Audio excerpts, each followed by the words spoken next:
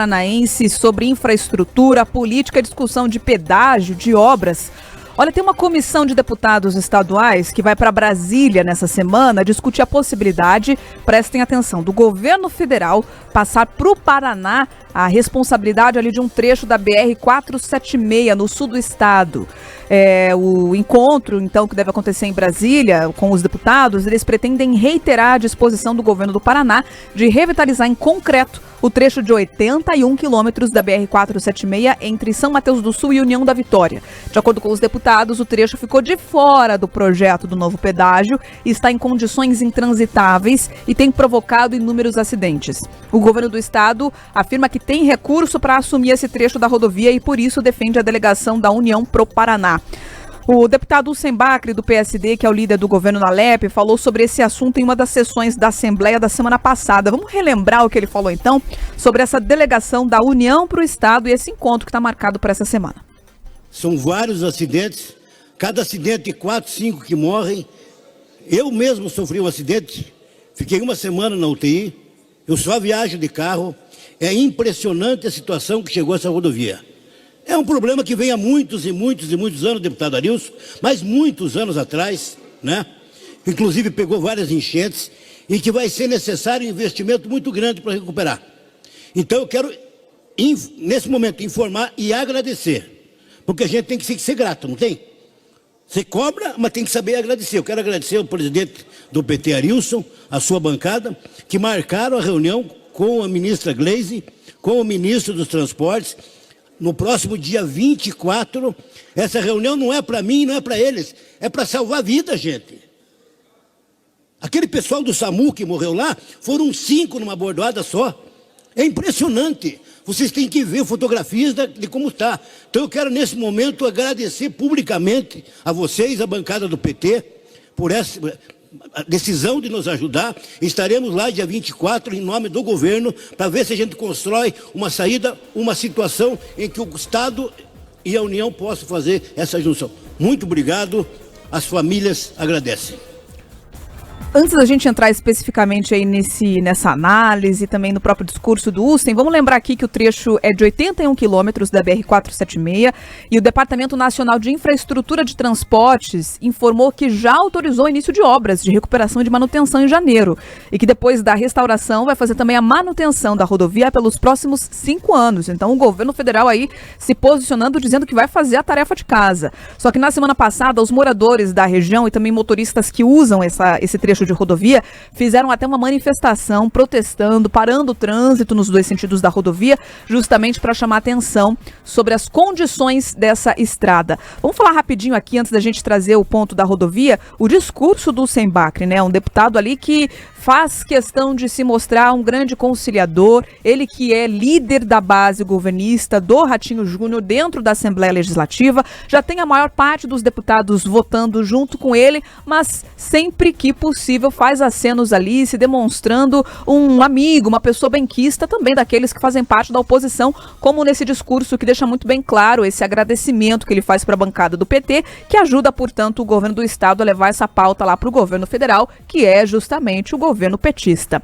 Agora a gente vai falar da rodovia aqui, eu vou trazer o ponto justamente se os deputados sabiam que era um problema muito antigo, que está no próprio discurso ali do parlamentar, desse trecho da BR-476. Por que não fizeram esse esforço político antes para levar essa pauta, por exemplo, para concessão de pedágio e evitar ali que isso acabasse caindo justamente nas mãos públicas, seja do governo do estado ou do governo federal, manter esse investimento na iniciativa privada e usar o recurso público para aplicação de outras áreas? A gente sempre bate aqui que governos não têm braço suficiente para manutenção e para condições e operações de estradas, sejam elas estaduais ou federais.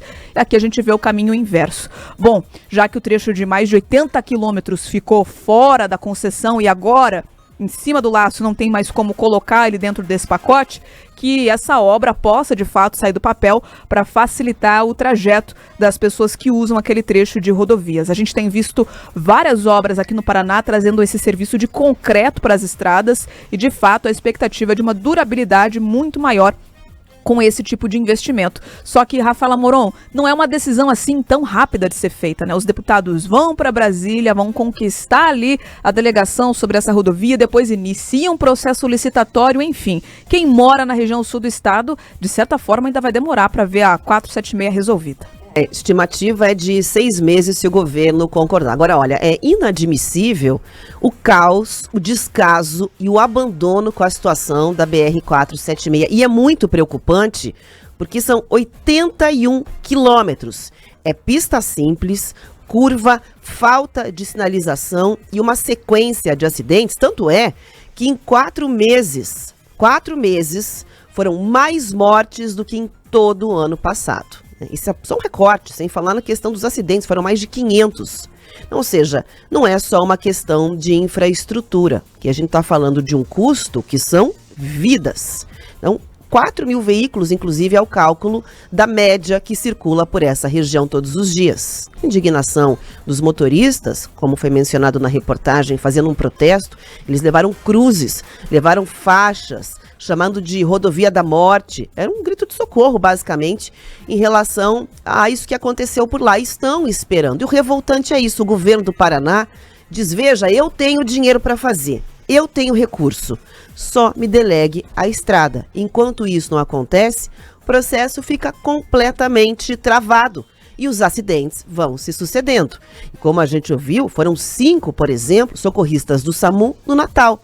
Na sequência, foram mais 3 pessoas envolvidas. São acidentes gravíssimos que vão acontecendo. Até o deputado ali já falou que foi, inclusive, vítima de um acidente na região. Ah, veja, mas o DENIT já trouxe que está fazendo um investimento. O DENIT já disse que está cuidando da rodovia. Sabe quanto que o DENIT está gastando para fazer esses reparos a conta-gotas? Cerca de 80 milhões de reais. Sabe qual é o prazo para que as obras do DENIT terminem? 5 anos. Segundo o próprio líder do governo, seriam necessários 500 milhões de reais. 500. Então vai fazer o que com 80 para resolver a situação? É muito complicado, né? E de fato, a gente sabe que é um trecho onde tem circulação de uma série de produtos que conectam ali com o Centro-Oeste, né, no sentido de levar cargas e produção do Paraná, de Santa Catarina, do Rio Grande do Sul. Há muita circulação para que a estrada fique dessa forma. Chegaram, inclusive, a falar em pedágio. Lá em 2019, o governo chegou a publicar, inclusive, uma pré-intenção, uma notícia trazendo a informação de que o trecho poderia ser considerado pelas concessões. Ficou de fora. Ficou nas mãos do governo federal. Agora os deputados do governo estão agradecendo ali a oposição por essa reunião do dia 24 com a ministra Gleisi Hoffmann, vão pedir a delegação da rodovia. Agora o fundamental, mais do que esse encontro, que bom que tem um encontro, é que as autoridades se mexam. Além disso, Rafa, que se mexam e também que não tratem a questão somente política. Como você bem pontuou, ali nós temos questão de vidas sendo perdidas na estrada. Isso é a perda da vida, o nosso bem maior. Você morrer, ter um parente que morre na estrada, num acidente por causa da condição de trafegabilidade da estrada. Lembrando que a nossa audiência sempre lembra que a gente paga IPVA, a gente paga imposto para que as rodovias estejam pelo menos trafegáveis. Agora, qual que é o meu receio? Porque o recado do Usenbach é o seguinte, olha, governo federal, se você não tem condição de fazer, deixa que a gente faz aqui. Nem que a gente tenha que abrir o nosso bolso aqui para pagar esses 80 quilômetros. A ideia de você fazer um asfalto com concreto é o que há de mais moderno aí no mundo, principalmente da questão da durabilidade, porque a gente vê, as concessionárias fazem obras, o governo faz obra, daqui a pouco começa aquele buraco, começa a abrir buraco, e aí começa aqueles serviços de remendar de tapa-buraco, que não leva a lugar nenhum, só vai levando mais dinheiro e mais tempo, pelo menos o concreto tem uma durabilidade muito maior. Então, diante desse recado, o que eu espero é que o governo federal olhe e fale, olha, de fato, ali é uma situação preocupante, a BR-476, que é 80 quilômetros no Paraná, se você for pensar na malha rodoviária inteira do país, é um trecho muito pequeno.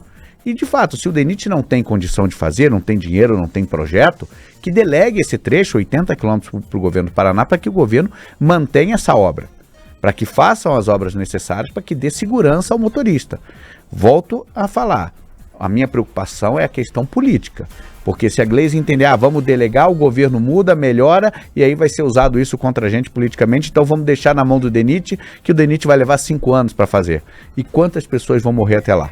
Então, que governo do Paraná e governo federal sentem à mesa, discutam tecnicamente o assunto, não politicamente, porque o que está em risco são vidas.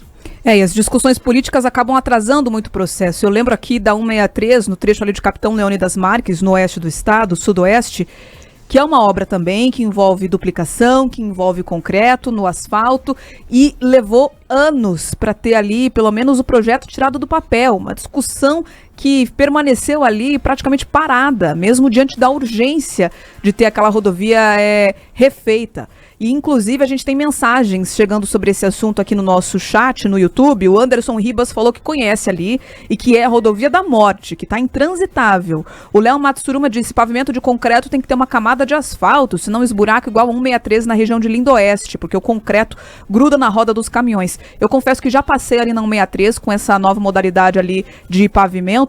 Não vi esse tipo de problema, mas provavelmente em algum outro trecho aqui no relato dele isso pode ter acontecido. E quero reforçar aqui que além desse problema aí da rodovia específica do sul do estado, o Paraná, por exemplo, tem estrada de chão em rodovia estadual, onde tem veículos que atolam quando chove, que não tem pavimento, que é estrada esburacada de terra, com pedregulho. Estou falando da 180 também na região oeste do estado, que liga ali cidades como Cafelândia até Cascavel. São 23 quilômetros de estrada de chão.